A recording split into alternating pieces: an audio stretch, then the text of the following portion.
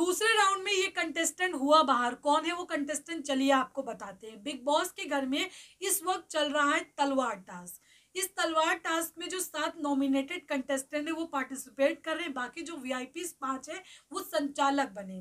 अब ये टास्क कुछ इस प्रकार है कि बड़े बड़े बॉक्स है और उसी बॉक्स पे तलवार बनी है। कंटेस्टेंट को मिट्टी लेनी है और उसी तलवार पे इनको अच्छी सी तलवार बनानी है।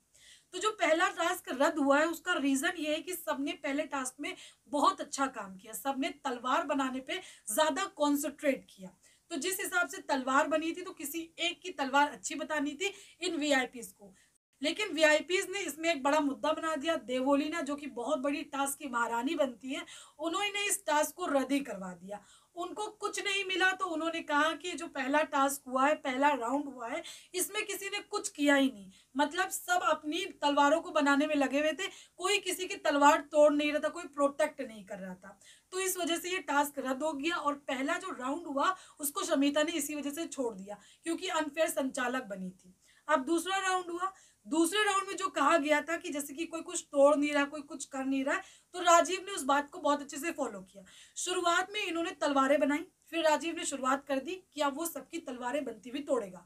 उसने यहाँ पर सबसे पहले प्रतीक की तोड़ी, निशान की तोड़ी, करण की तोड़ी, फिर लास्ट में जो उमर की बची थी वो भी टूट गई। अब वो प्रेशर करने लगा कि मेरी देख लो अभी भी आधी बची, सबसे अभी मेरी बची, मेरी बची, मेरी बची। तो वो प्रेशर करने लगा वीआईपीएस को कि मुझे ही जिताना। जिस तरीके से उसने प्रेशर किया उस हिसाब से ये टास्क मुझे लग रहा है कि नॉमिनेशन से सेफ होने का टास्क है। अगर वीआईपीज वाला होता तो शायद आखिरी में जो कंटेस्टेंट बचता वो वीआईपी में जाता। लेकिन मुझे ऐसा लग रहा है कि शायद ये नॉमिनेशन से सेफ होने का टास्क है, जिसमें दूसरे राउंड में यहाँ पर सेव किया गया है वीआईपीज द्वारा राजीव को, क्योंकि राजीव अभी भी टास्क चल रहा है, वो टास्क नहीं खेल रहे। देखिए बहुत सारी जो बातें होती हैं वो बिग बॉस म्यूट कर देते हैं ताकि वो मेन एपिसोड में दिखाए।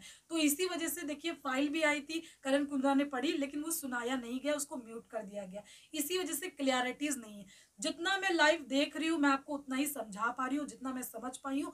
मेरे हिसाब से शायद ये नॉमिनेशन से सेफ होने का टास्क, लेकिन कुछ लोग कह रहे हैं कि जो भी लास्ट में बचेगा वही वीआईपी बनेगा। लेकिन मेरे हिसाब से शायद ये नॉमिनेशन से बचने का टास्क है। तो दोस्तों कमेंट करके बताइए इस पर आपका क्या कहना है। बिग बॉस से जुड़ी लेटेस्ट अपडेट के लिए आप मेरे चैनल को सब्सक्राइब करें, बेल आइकन को प्रेस करें ताकि आने वाले वीडियोस के नोटिफिकेशन आप तक पहुंचते रहे। Thank you.